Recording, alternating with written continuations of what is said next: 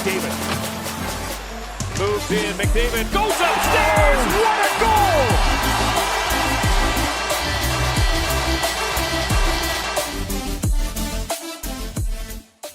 Hey guys, how's it going? It's Etanyos here. Welcome to episode number 10 of this NHL 21 Custom League Franchise Mode Draft to Glory here in Kelowna. If you guys have missed any episodes up to this point, make sure you go up into that top corner of the video right now. There will be a link with the playlist so you can get caught up on whatever you missed. Also, if you do enjoy this video, please consider going down below, dropping a like on the video. Only takes a second, really helps out the channel. And also, if you haven't yet, YouTube's telling me 70% of you guys haven't hit that subscribe button yet. So if you could do that, it really helps me out. I really appreciate it. But anyways, guys, let's get into some comments here to start off this episode. All right, so the first comment here came from Drayden Pletz saying, try to draft more defensive defense. They will help you through the playoffs. The better defense you have, the better you do in the playoffs because the defense will shut down the opponent's offense and less goals will be let in. Love your videos, man. Keep up the great work. Awesome, Drayton, sorry. I really appreciate that comment. And yeah, no, that's definitely something we're going to focus on in the future is, trying to get more top-end defensive defense. And obviously, this upcoming draft doesn't really have a lot of defensive defensemen, unfortunately.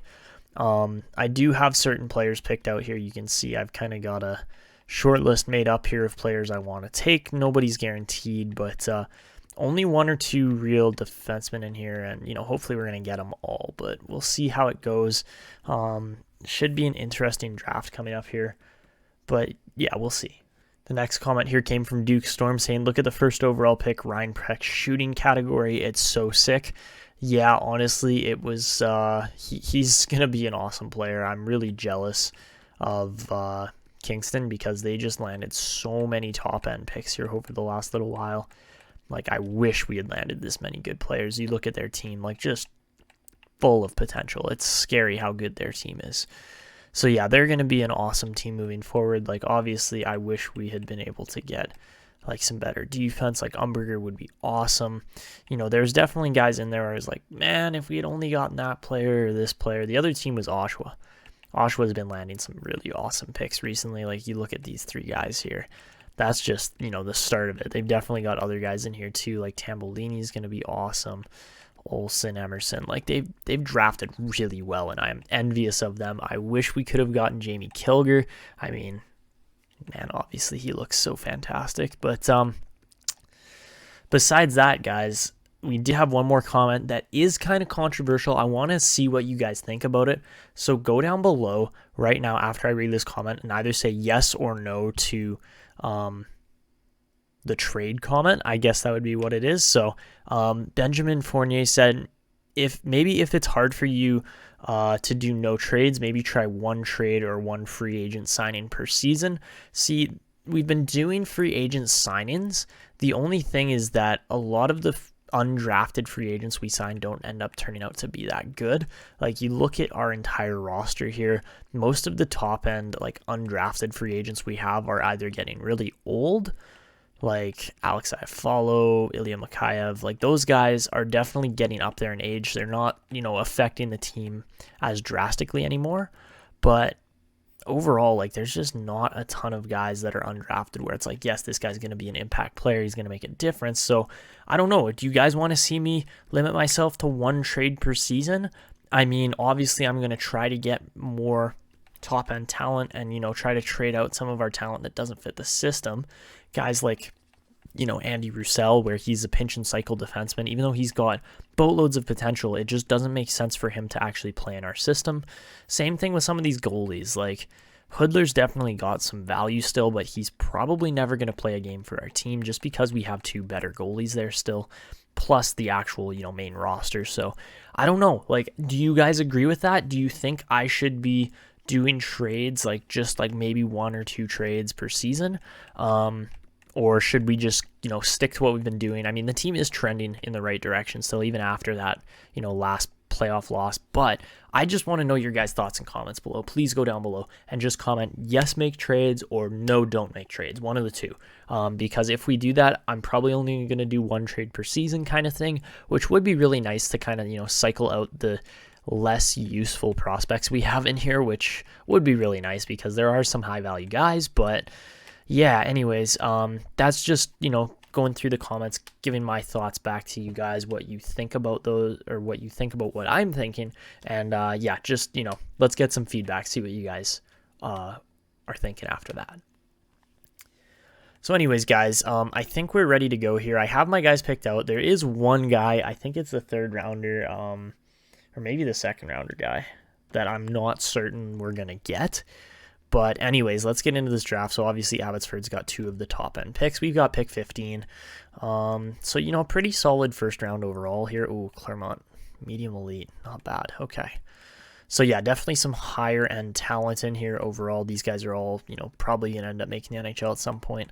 A lot of nice looking players. Sudbury gets an awesome center there. Same with Abbotsford. They get McBain and Fitzpatrick. That is just crazy. Those guys are going to put up so many points. I'm scared, honestly. Abbotsford's in our division.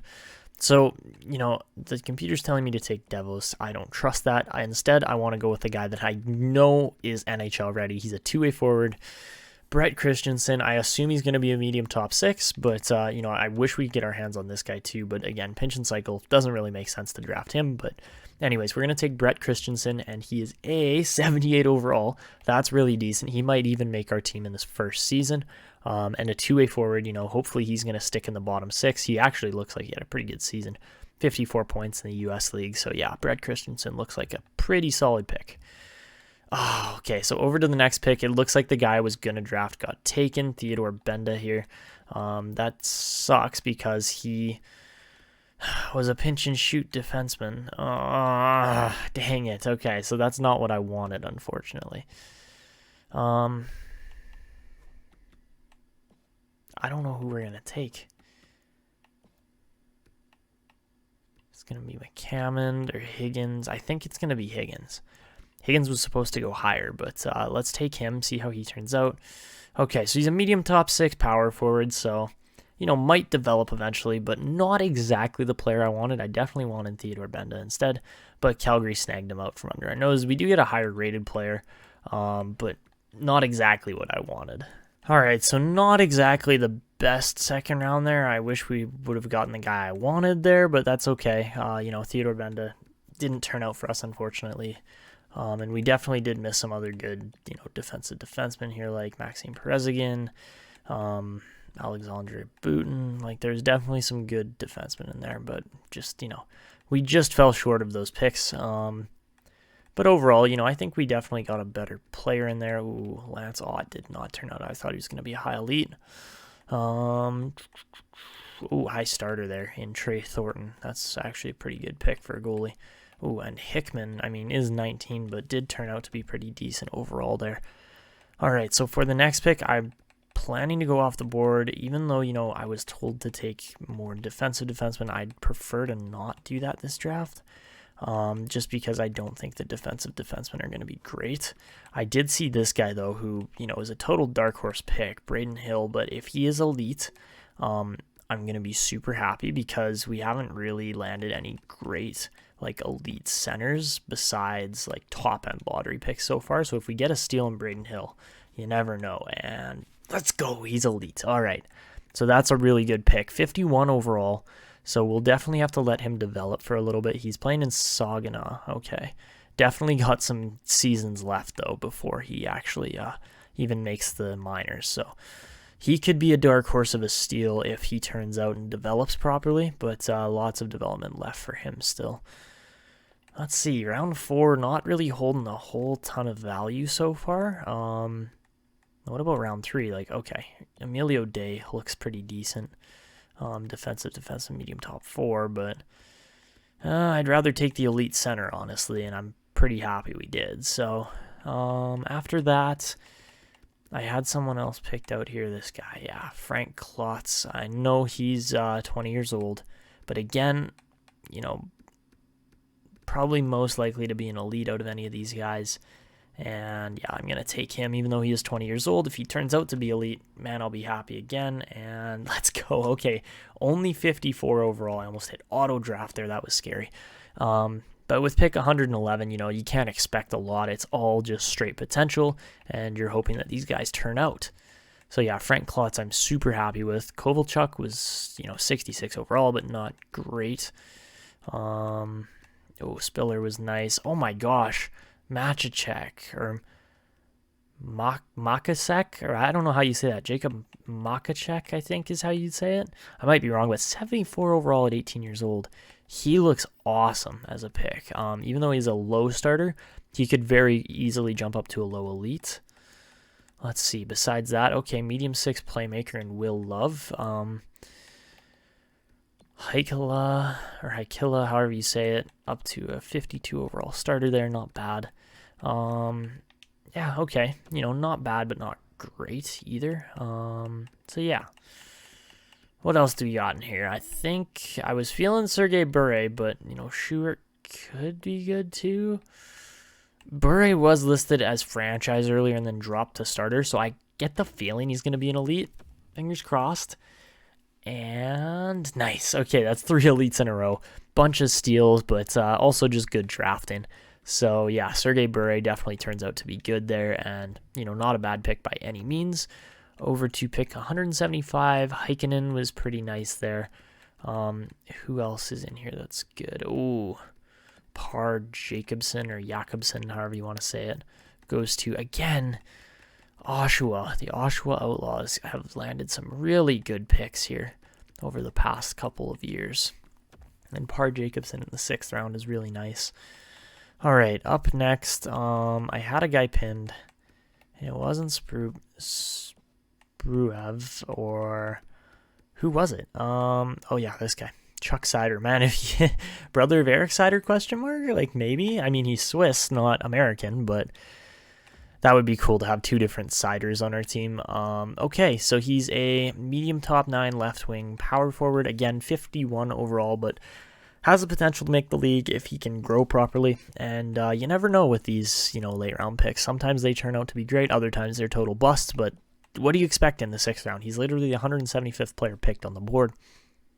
Not bad, honestly. All right, and then finally for our last pick, we are going to be going with, I was looking at Hogland. He didn't seem to turn out. Angelidis was pretty nice. Anybody else? Jacobson looks like he might be the only low elite in the last 2 rounds here. Yeah, that's very possible. Okay, Pelly was pretty nice too, but not 18 years old. Oh, Colin Bishop actually was really nice. That's too bad we didn't get him. I had one guy pinned. It wasn't Bellick. It wasn't any of these guys. Where is he?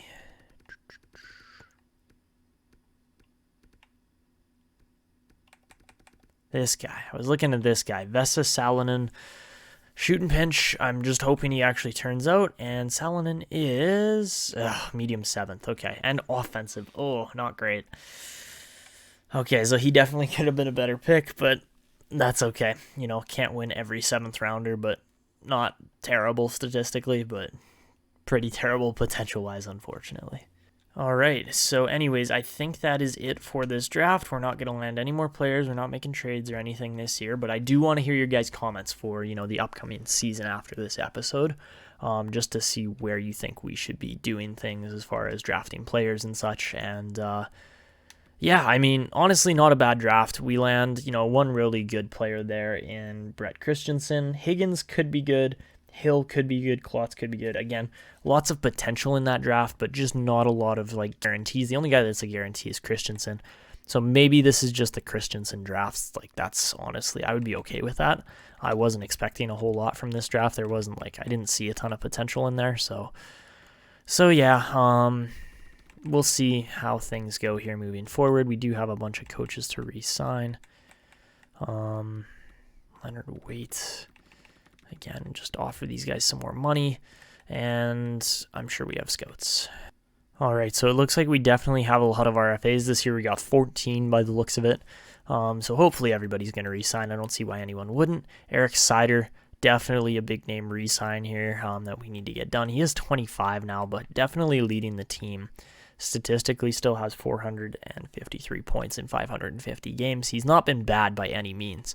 Unfortunately, he just hasn't quite been surrounded with the perfect pieces. So, we are going to have to keep putting in some work and get the lineup moving towards fitting around those guys perfectly to really get their full potential. It's crazy to see that Austin Lampman, who is a 7th round pick, has turned out to be an actual decent two-way forward. I'm super excited about that. And at just 19 years old, he's definitely going to crack the NHL roster here. All of these guys I want to keep in the team too. And Christensen I want to get into the team as well. So I get the feeling that this year we're going to see certain guys like, not so much anybody we've drafted get released, but maybe more so guys that just don't fit get released. But obviously nobody with high potential either, though. Like, it wouldn't make any sense to release Klotz or Hill or anybody like that. Like, we literally can't. I think the only guys I might consider buying out would be like maybe Sumel and I don't know, Salio we drafted, didn't we? Oh no, we didn't. Okay, so again, potential to release those guys there. Blue just has got one more year, so we're going to wait on him. Weinrich definitely getting a contract here. We're going to offer him, I'm going to say $1.5 million for the next 2 years. I think that's fairly important to get him re-signed.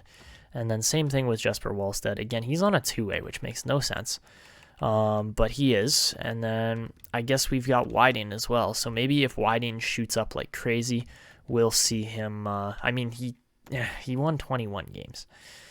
So he wasn't great by any means, but the potential could see him just skyrocket right past Wallstedt if things go well in the offseason and he actually grows. As far as defenseman goes, we definitely have to re-sign Jimmy Denny this year. He wants $3 million for the next 3 years. We'll pay him that. Unfortunately now, though, we are at the point where I think we're going to have to release Troy Stetcher because we got 1, 2, 3 Kelowna drafted players, and then we got 4, 5. Riddle's almost there. Silverberg's almost there, but we really just haven't had a lot of guys really turn out recently, which is too bad. Let's offer Silverberg $1.5 million for 1 year. Sycola would be a guy that I'm probably going to release just to clear up a roster spot for a guy like Scuderi. So Scuderi definitely going to get an offer.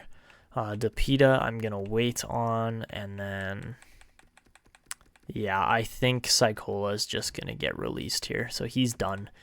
UC Sycola finally gets released after, not fitting the team, unfortunately. So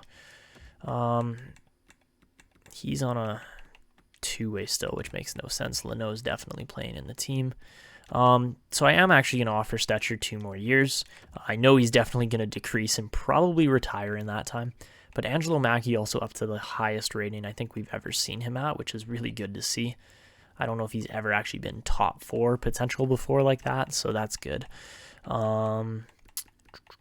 Besides that, we got 1, 2, 3, 4...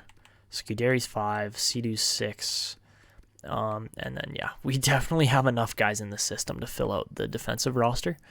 The right wing is definitely going to need a little bit of work here, though, as far as contracts go. Only 1 year. Come on, Bedrich. I want you to sign for a little bit longer, my guy. I know you're not going to play huge minutes, but we need you on this team, man. Like, come on, you're one of our, second-round picks that's supposed to turn out to be something special, and it just hasn't happened really yet. We definitely have a lot of right wingers. Sharov's going to get a 1-year deal there. Volkov, I don't know. He is undrafted. So is Cogliano, though. If anything, I'd rather keep Volkov over Cogliano, but Cogliano is close with Thorne, Whiting, and Sidu, so maybe not. Volkov, it's worth keeping both of those guys, unfortunately. So yeah, we're going to go like that. Christensen, I don't see him improving at all in the U.S. League, so we're going to sign him whether he plays in the minors or majors here, we'll see. But again, I'm not set on anything yet for him. Nikita Nikolishin going to get a 4-year deal. I think he honestly was a steal where we got him like 99th overall. So yeah, he could turn out to be special still. Again, I see potential for, I think Connor Sherry is done, unfortunately. He played a lot of time in Kelowna. but I think his time is definitely up now. He didn't get a lot of games last season, but even though he's been here for 1, 2, 3, 4, 5, 6, almost 7 years, I think it is time to cut him loose. He's 35 years old, and I think he's just done. So yeah, Connor Sheary going to be gone after this year. He's just done. But yeah, the left wing still looks really good. And then we got the centers in here. Obviously, our top 2 centers are awesome in Kay and Zajac. Eric Cider, our captain, has to re-sign with this team. I'm going to offer him like $8 million for the next 2 years. He wants less, which makes no sense. He should be getting paid. He's definitely a top tier player still on this team, and I don't see why we wouldn't pay him. Besides that, Billy Garcia I think I'm going to offer him $2 million for this year, and hopefully he'll just, accept the role that we're going to put him in. And then Austin Lampman going to get signed as well because he is looking sick. And then after that, I don't know who else we're going to sign. I think we're definitely going to have some extra, we're going to be short roster spots, but we're going to advance today, see what happens here. I assume we're going to get everyone back. So we get our coach in Frederick Beach back. We get Justin Dwyer. And let's see, Leonard Wade as well. So that's really good. All right. So now we got to go through all the scouts, which takes time, but that's okay. Oh, okay. So I definitely just missed 3. Christensen, Stetcher, and I think Lampman all signed there. Whiting signs, Denny signs, Suni signs, Leno signs, Wallstead signs, Weiner signs, Cider signs, Nicolishin signs, Sheriff signs, Silverberg signs, Ratchnick signs, Garcia signs, Volkov signs, Kaderi signs. I think, was that everybody? Or who else is still expiring? Oh, Stetcher didn't take it. Okay. Oh, okay, I see. And we definitely have to offer Guy Valcourt a contract too, so he's going to get an offer there. Troy Stetcher didn't want to come back. Can I offer you $4 million just to change your mind? Come on, Troy. I want to see these guys resign. So Guy Valcourt definitely resigned, and Troy Stetcher resigns too. Perfect. Okay, so now we got no expiries, which is really good, and we're good to get to free agency now. I'm not going to put anybody on the trade block, but when you guys look at our value here with some players, Thorne and Roussel are guys I could very possibly see us getting rid of if we have to make trades. Well, not if we have to, but if we're allowed to make trades, I think is what I meant to say. Byron Reinhart just unfortunately has not turned out. He put up a fantastic year, put up 56 points in Burnaby, and maybe if he does that again, he might actually shoot up to a 70-something, and we could try to get him in the team. But Roussel just doesn't fit, unfortunately, which really stinks. Thorne is a grinder, so he could very easily get shipped off and moved for some higher value pieces still too. And then, I don't know, Klotz and Hill, those guys are big dark horses. I don't know if they're actually going to turn out. And, yeah, definitely some potential for certain guys to, either make this team or not make it. We'll see what happens. Lampman definitely going to be in the NHL this year. He looks awesome. I'm actually super excited for him to play in this team. And then, I don't know who else. Leno will probably be in the NHL. But, yeah, our picks are still considered high-value picks, which is really good. So I don't know exactly what's going to happen here. I don't think there's going to be any crazy free agents coming up, but you never know. We'll see. Might be an Artemi Panarin or something. You didn't sign Jermaine Gostad? Seriously? Or J. Joe? What is going on? Oh, man, you don't know how much I'd love to pursue this guy. Fits forward line 1.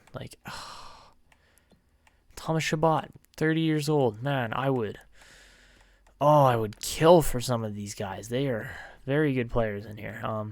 Oh, hello. Uriel Bentley. I think Bentley is definitely going to be a contract offer from us. Might turn out, might not. You never know. And what about Visentin here?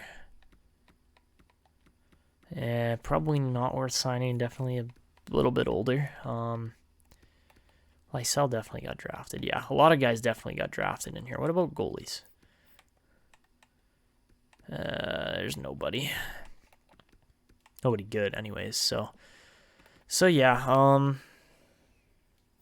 that's just how things are looking, man. I wish we could go and sign some of these guys, but I don't know. Again, I'm waiting on your guys' word. I would love to go out and get a guy like Thomas Chabot, but it doesn't make sense. He was obviously drafted by Ottawa, so yeah, I think we're just going to leave it until I hear more of your guys' comments here. So guys, advancing a few days now, we can see Uriel Bentley did decide to sign with the team. Looks like he's going to go back to Peterborough for a year. That's what it looks like. Not guaranteed, but I assume he's going to go back. Oh, you guys don't know how much I'd like to trade up. Third rounders for second rounders. That'd be so nice, but I can't. I can't right now. Maybe we can in the future, but I need to see more of your comments, guys. Alright, so guys, this is how the team is looking for this season. A bit strange, a bit mixed up. But this is how I'm going to go with the lines to start with anyways. We're going to try Valcourt. So again, he's all there for potential. We're trying to boost his overall rating.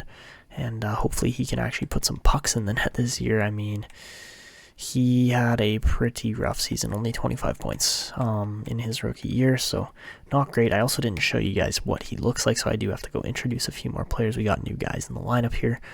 So Valcourt would be one of those guys. Lampman would be another, and then we've got Griffin and Tristan Leno, who I have to introduce you guys to still, who we haven't seen yet. But anyways, that's the first line. So Valcourt, Zajac, Hughes, and then I'm going to try a power line here with Jason K, Charlie K, and Eric Cider. See if those guys can get things done. And then we got another +3 with Nicolishin, Lampman, and Suni. That's an insane line, especially when you add a +3 to Nikita Nicolishin, who's already just awesome looking. So yeah, and then put him with 2 6'2" guys. That's really good.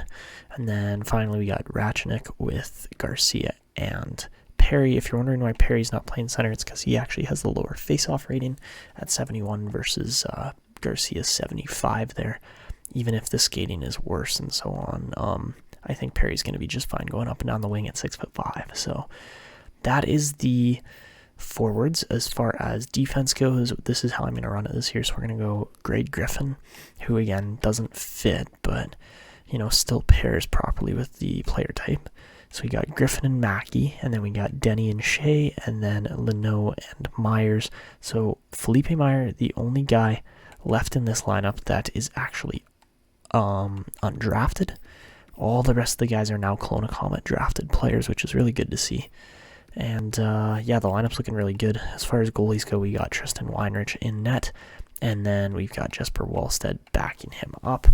And yeah, that is the lineup. I do want to show you guys the special teams too, because our power play is very good. It is very, very good. Second unit, +3 is still insane. So hopefully we can see guys net a bunch of pucks on the power play. 4-man power play, not terrible, not great, but not terrible. Penalty kills actually looking pretty good, and same with the 3-man PK. Just no complaints there. Obviously, the power play is our strongest asset on this team at the moment, which makes sense. We should be able to put a lot of pucks in the net when we're on the advantage, but we'll see how the sim goes. As far as the AHL goes, I'm giving Brett Christensen a year down there, our most recent pick, 15th overall. I'm really hoping he can just put up a spectacular season along with Hamonic and Sherov. Those guys all, hopefully going to put up a good year. Joshua Shield, again, we'll see how he does, but he could end up on one of our bottom lines in the future. Same with Jackson Thorne. Again, I don't know how these guys are going to perform, but hopefully they're good. And Uriel Bentley going to make the lineup this year too at 19 years old. Hopefully he can grow. We'll see what happens. And then this is what the defense is looking like. It's really solid. Andy Roussel up to a 68 overall at 20. So again, if you guys think we should trade him or Reinhardt or other players like that, I want to keep Reinhardt personally just because he could turn out at some point. But yeah, again, let me know what you guys are thinking as far as the trade rules go here. Leave your comments below. And then our goalies, we've got Kim Whiting's up to a 78. He is a year younger than Jesper Wallstead, so that's why he's getting another year in the minors, so that he's actually, starting properly there. Because I don't think we've actually properly started a minor starting goalie role ever in this series, so that's good to see finally. Power plays aren't spectacular, but they're not terrible either. They're actually pretty solid. And then PKs are looking fine for the most part. I couldn't get it to zeros, but that's fine. And yeah, that is the AHL, and that's the team. So New Jersey additions, we've got Austin Lampman wearing number 53 this year. Garcia wears number 69, funny enough. Let's see who else. Valcourt's number 84. I didn't really introduce that last year. Greg Griffin's number 94, and Leno wears number 86. So guys, here's a look at Austin Lampman, our highest rated rookie this upcoming year, wearing number 53. He was drafted as a 53 overall player, so that's actually really cool. And yeah, good looking player. Hopefully he can put up a ton of points for this team. Here's a look at Billy Garcia, wears number 69, but again, played 1 year in the NHL already. He isn't a rookie anymore, but he didn't have a bad year by any means. That's just how he's looking. And actually, I don't remember what his first year looked like. So we can take a quick look at his stats. He put up a 30-point season. That's not bad by any means was it his rookie year? I believe it was. Yeah, it was his rookie year, so not bad at all from Billy Garcia. So here's a look at Greg Griffin. He's played 1 year as well, but didn't have the craziest season or anything, but that's just how he looks, wears number 94. Should be a good player for the Komets in the future as long as he can develop, but that has been the biggest issue with our defensemen especially is development. And, he looks sick, but just hasn't really been able to put up the numbers. That's 17 points in 79 games. So again, we'll see if he actually turns out at some point or not. Alright guys, so this is Guy Valcourt, second round sniper.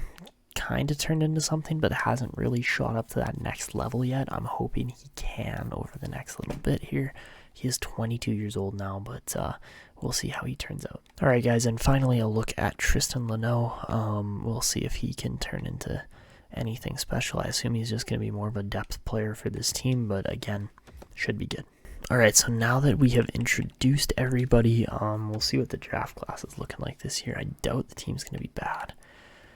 Leonardo Lindros as the number 1 player and 5 centers. I think it's safe to say that it is going to be a good year for drafting centers. Best defenseman at pick number 8 in Nazir Peckham. We'll see if he turns out to be anything special. And then a couple more defensemen a bit further down the board.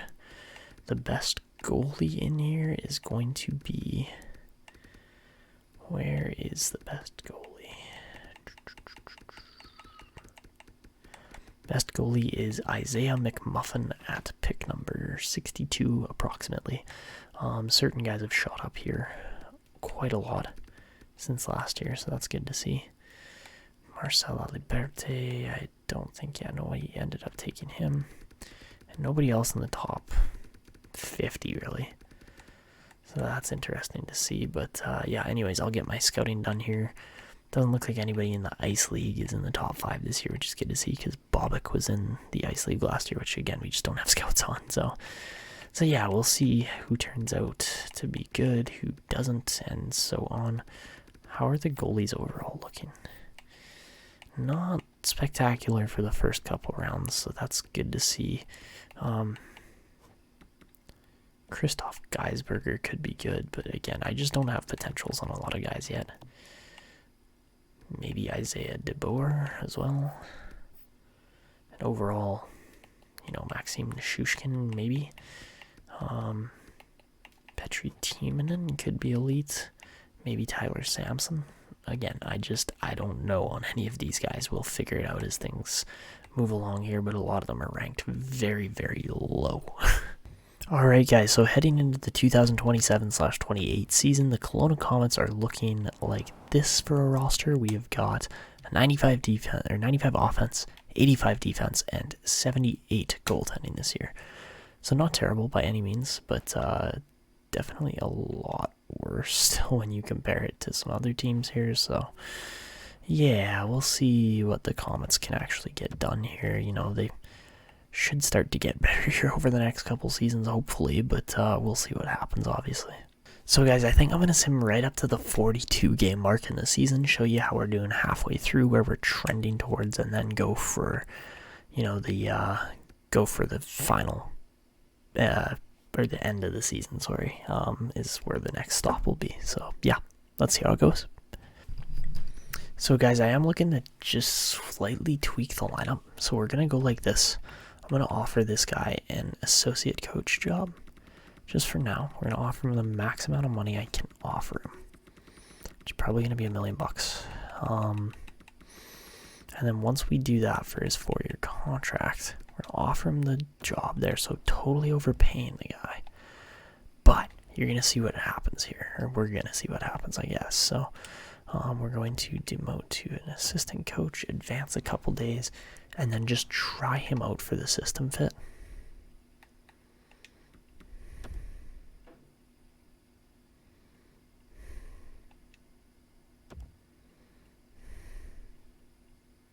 And Greg Griffin's out again. Fuck me.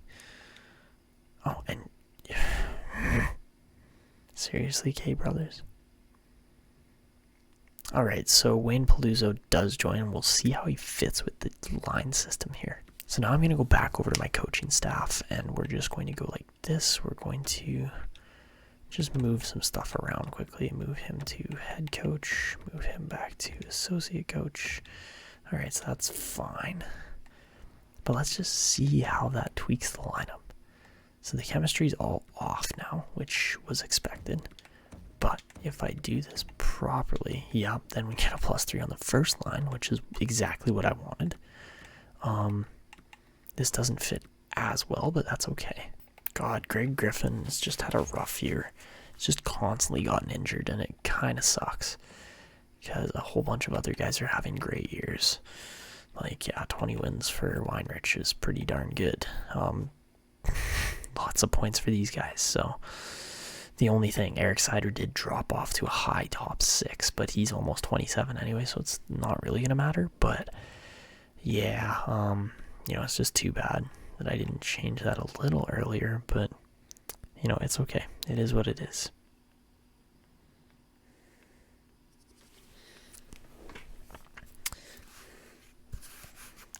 Alright guys, so considering the Komets were 10-0-1 to start the first 11 games, they really kind of dropped off heading into the second half, only winning 15 games and losing 16. But Charlie K is having a phenomenal season, 57 points in just 41 games. He's going off, and well, the Komets are not in a bad spot by any means. Sitting just inside a playoff spot at the moment, but to be fair, the Canucks really aren't that close. Abbotsford's way out of the picture still, which is crazy to think about because they got McBain and they got Fitzpatrick and they got D'Agostini and they got like all these guys and just can't put it together, which sucks because they should be better than they are.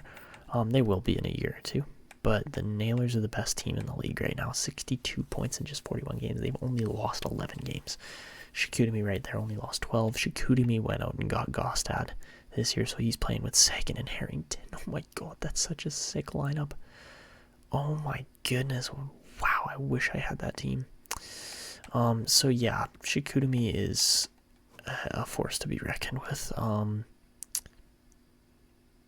The Nailers, not bad by any means, but not the best roster out there. That's a pretty good roster. The Vipers pick up Shabbat. That's not a bad team either. Calgary's got a really nice lineup there as well. So yeah, it makes sense that these teams are where they're at. The Edmonton players are just going off this year, like McDavid, Draisaitl. They somehow managed to get their hands on Turcotte. Nurse Bouchard, like just, again, a really good lineup. They have a par backer, though. That's the thing I find hilarious is par backers on the Oilers again, just as a right defenseman this time, though. So yeah, and then Yamamoto, Clefbaum scratched, so I assume they're injured. Ryan Strome back on that team too, hilariously enough, and we're number 9 in the league, so not in a bad spot by any means. But we could still get relegated, possible, not relegated, but like could still miss the playoffs if other teams do well enough, which is hilarious because you look at the Central and nobody is even near us. But 3 of those teams get into the playoffs still, so just a really strong Pacific, I guess. And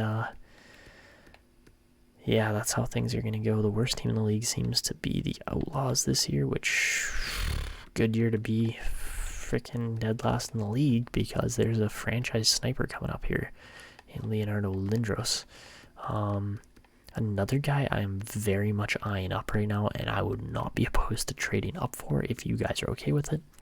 Matthew Grandpare. Shoot and pinch came out off the first scouting report. NHL ready. I assume he's going to be offensive, just based on, 23 points in 30 games, and the size. But man, he might actually be elite. That's the thing that I am like, oh, if he's an elite defenseman, my God, I doubt he's going to be, but Matthew Grandpare would be a player that I would literally want to trade up for. Even though we're playing a no-trade season here, Matthew Brossoit not looking too bad either. And there was one other guy I really wanted to show you guys. He's at pick 74, I believe, right now. Yeah, this guy. Zajac. Rudy Zajac. Never know. He could be really, really decent too. A+ shooting. I assume he's going to be a sniper. But there's another Zajac, right? You have Rudy, you can have Weston. Like, that's pretty cool. So, anyways. Let's get back into the sim. Another half of the season to complete. Let's see how it goes.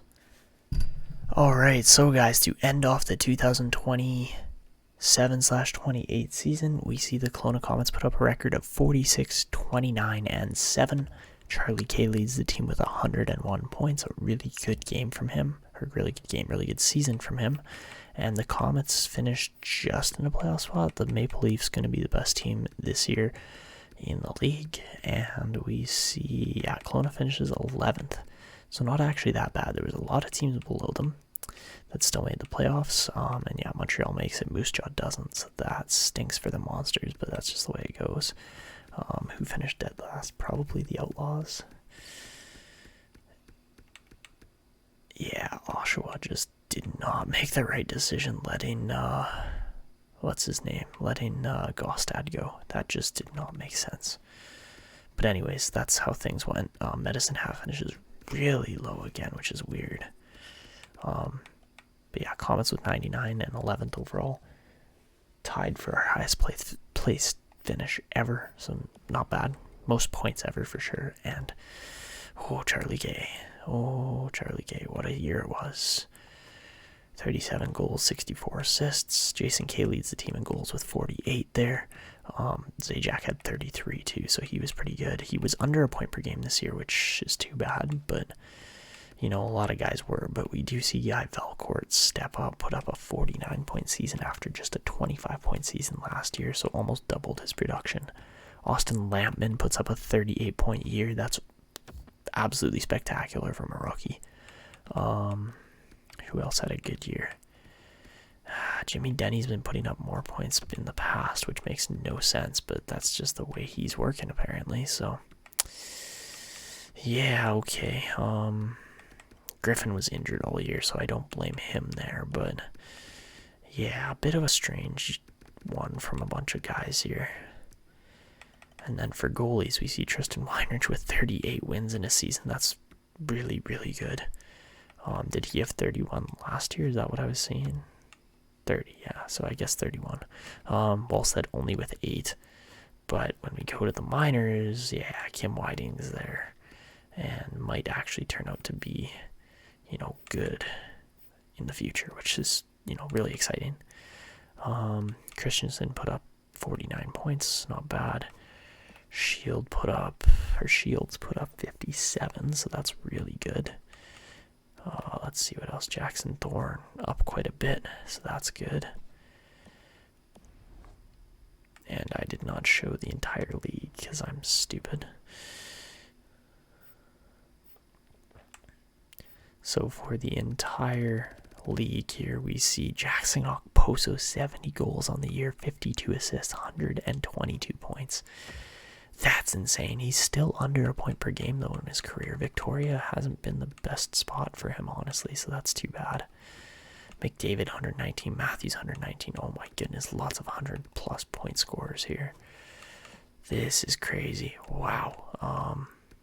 Yeah, that's a lot of goal scorers, a lot of point scorers. Jeremy Simons at 25 now is already at 822 points. Jeez. Langford with another 100-point season, 60-plus goals. Yeah, he would have been a nice pick. He would have been a real fine goal scorer, but I honestly was expecting to get him at pick 5 or 6. Sawyer Harrington playing alongside Gostad. That's just mean. It's just not fair. So anyways, your top goal scorer is going to be Jackson Okposo. Christian Blomstrand actually up there too. Wow, okay. And then top assist leader is going to be Larry Coupland. Playmaker, makes sense. Had 100 points. And then for your defenseman, we're going to see Cale Makar yet again. No surprise there. Vernon hasn't really turned out. Hyde is having a good year. He had a good year. Then who is the other? Norsworthy, just not there, unfortunately. That's too bad. For goalies, we see Jacob Cattler get 50 wins this year. But, I mean, Weinrich is up there, too, this year, so that's good to see. Back-to-back 50s, like, that's pretty insane. Yeah. Yeah, you gotta hand it to him. He definitely is a fantastic first-round goalie. Weinrich is up there for a 5th-round pick. Like, not bad at all. Who else? Ronald Ballard. Actually, a really good player. A really good goalie there, too. Quincy Torres on Vancouver. 91 overall. My goodness. Oh, man. He is a nice player. And who else? Hector Ryder. A bunch of these guys I don't recognize just because they, you know, like Abney, Burkhoff, like just drafted players that or drafted goalies I've never seen. For rookies, we see, Matthew LeBanc, sorry, yeah. Matthew LeBanc's a really nice player. My goodness, I forgot how good he was. 55 goals, 25 assists. That's a great rookie year. Holy. Yeah, he's going to get paid big. Kurt McBain. You know, not bad. 70 points is pretty insane. Lampman's up there too. So I am, quite happy with how we did there overall for our team. So I think that's where we're going to wrap it up. It might be a shorter episode, but that's okay. Actually, maybe we'll get into round 1 of the playoffs. It might just, I might sleep before I do that because it's like 1:30, 2 o'clock in the morning. So, yeah.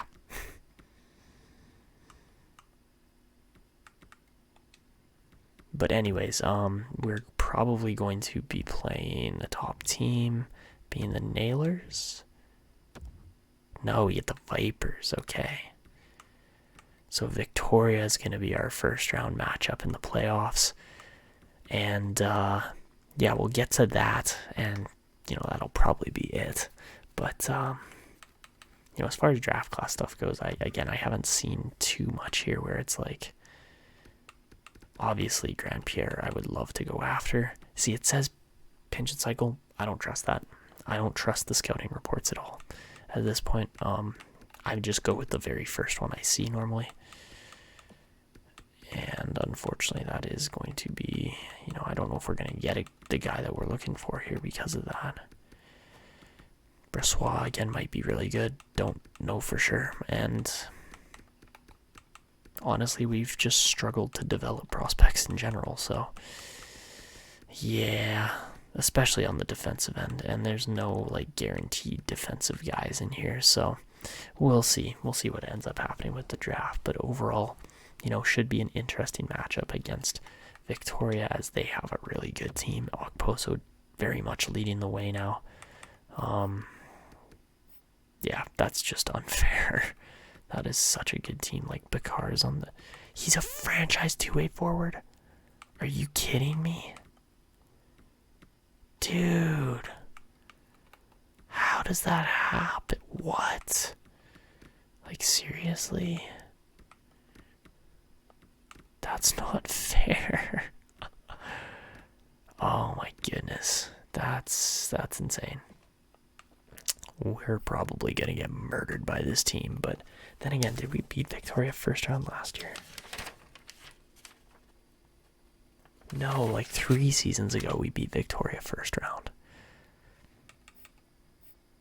So who knows, honestly. DiPietro might just have a terrible round or something. I don't know. I honestly don't know. But anyways, that's the team we have to go up against. 2 franchise players and like 4 elite players. Like, that's just, I mean, what used to be elite players, I guess. But yeah, that's insane. Nice pick though. Jeez. Anyways. Alright guys, so we are ready to get going here. We've got this first series against the Victoria Vipers. I'm saying first, but honestly it might be our only series. We'll see how it goes, but I expect this series to wrap up episode number 10 here, and then, we'll continue into the next episode if we do win. If we don't, we'll start with the draft class. So anyways, let's get to it. We're going to advance day by day here and see how the Komets do. So game 1, Komets lose 4-3 to the Victoria Vipers. Jason K gets 2 goals there and just falls short there. So not a terrible performance. It was a close game, but again, on away ice, you don't expect to win those ones. So game 2 against the Vipers here, we again lose 5-2 this game. So yeah, not a great homestand here from the Komets, and it's looking pretty bleak at this point. Down 2-0. That's not what we wanted to see, but that's how things go. And it just isn't looking spectacular at this point. Probably looking like we're going to get eliminated here. So yeah, that's what I'm expecting. We'll see if it actually happens or not. This team's good too. Like, I don't understand why everybody's just not playing well.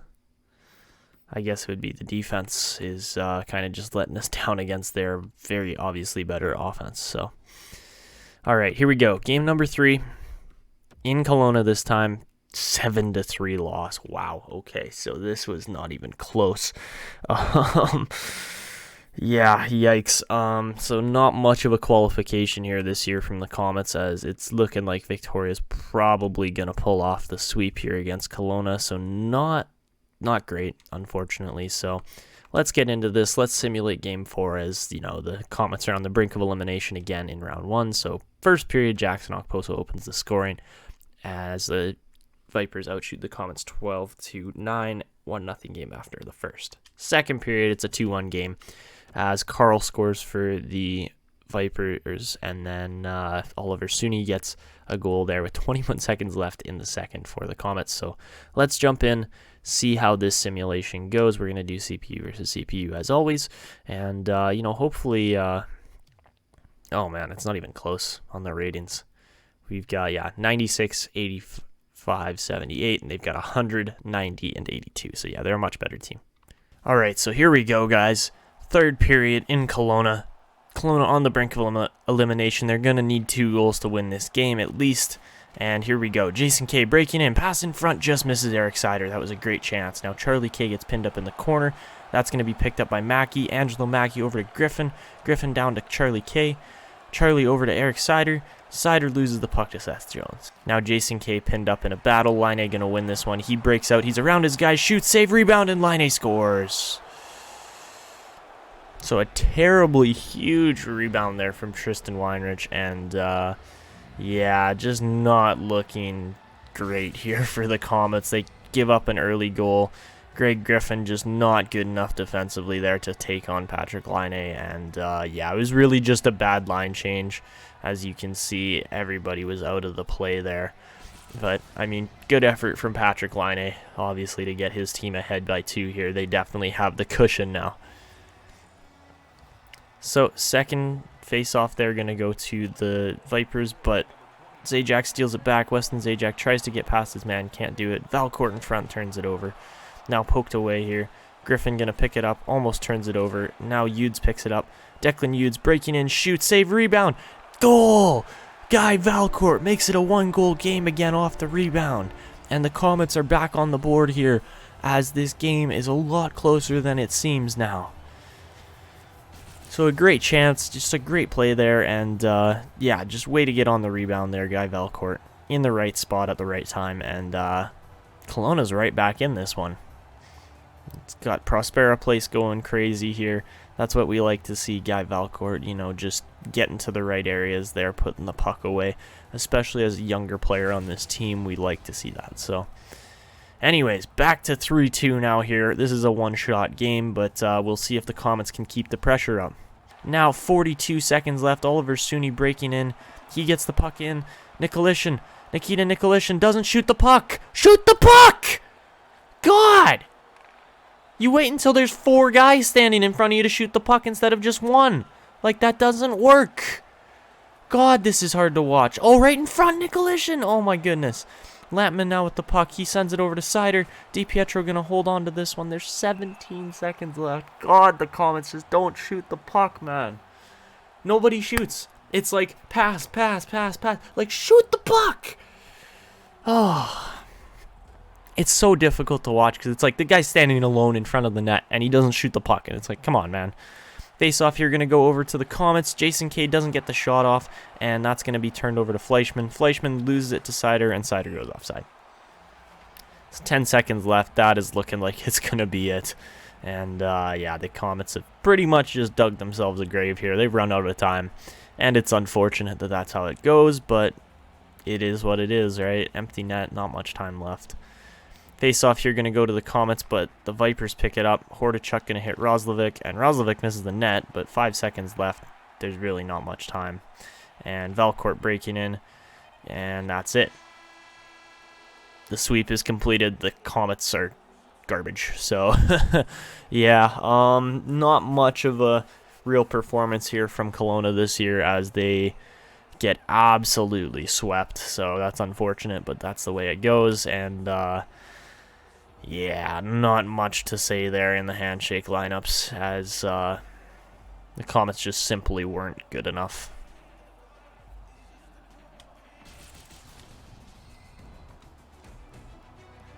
So yeah, anyways, that's where we're going to wrap it up for this video. I think we're just going to get through the off-season retirees and that kind of stuff here quickly. So yeah, unfortunately, really not much of a fight put up there by the Komets this season. You would have hoped for more, but it doesn't always go like that. So anyways, we're going to sim right up to, I'd say, the draft lottery, which will probably be around June 17th or so. And, you know, hopefully we'll see a new team win the cup this year. That would be nice.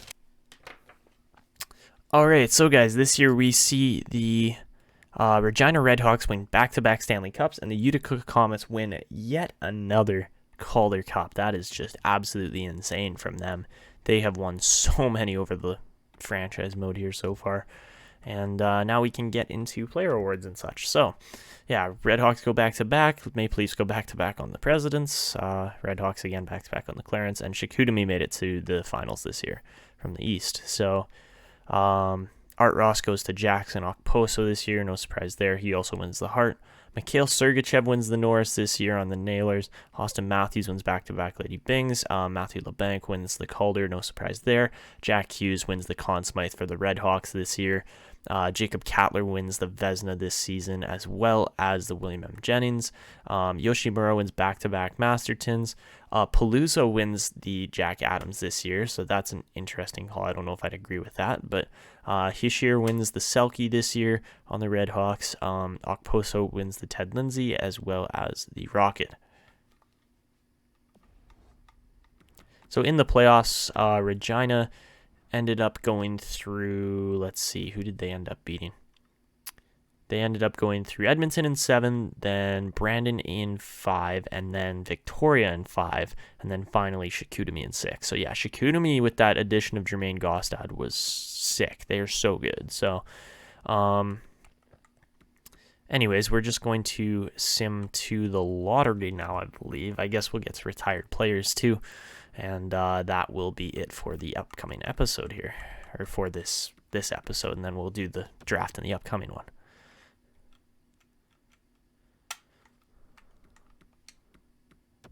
All right, so simming ahead a day or two, Red Deer wins the lottery this year. Windsor moves up from pick 8 to 2, and Oshawa down from pick 1 to 3. So I would be a little angry if I was Oshawa, but, you know, that is how things go sometimes, and you're not going to win every lottery. But Red Deer gets the franchise player this year. So for retiring players this season, guys, we are going to see Steven Stamkos call it quits, John Tavares. Those are the only two guys over 1,000 points. Obviously, two very good players in their own rights. Tavares probably could have kept playing. I don't know who else was really NHL form here. A lot of guys. Riley Smith probably could have kept playing, but maybe Torrey Krug as well. So yeah, bunch of, pretty notable names in here still. Even if they aren't like top tier NHLers, they're still, fantastic players. And goalies, we see Braden Holt be retired with 440 wins in his career. He, for a 93rd overall pick, turned out to be a fantastic goalie. And, there's some other good goalies in here too. Casey DeSmith retires. He must have had He had quite a few wins with Kelowna. Yeah, he had probably about 60 wins or so with the Komets, so that's not bad at all. And yeah. So anyways, guys, that's where we're going to wrap it up for this episode. If you did enjoy, make sure you go down below, drop a like on the video. It only takes a second, really helps out the channel. Also, feel free to subscribe if you haven't yet. We're trying to hit 1,200 subs. And also, don't forget to turn on notifications so you never miss when these videos come out. But that's going to be it for me. This is Etanyos signing out, and see ya.